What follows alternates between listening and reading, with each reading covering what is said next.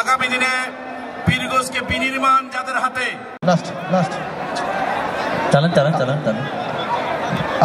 প্রতিদ্বন্দ্বিতা করবে রংপুর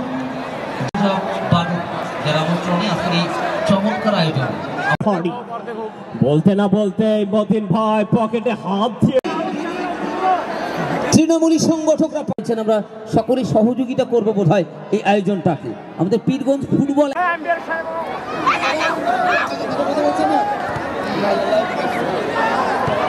মঞ্জুর মন্ডল তিনিও কথা বলবেন, কিন্তু আমাদের আজকের মূল ধারাভাষ্যকার এবং আল্লাহ যদি ওনাকে কামিয়াব করেন আগামী দিনের এনসিপির সদস্য আছেন মজদুর, আছেন মাসুদের বিশেষ অতিথি যারা মাহমুদুল নবী পলাশ, এরা আসলে আপাতমস্তক একজন ক্রীড়া ব্যক্তিত্ব।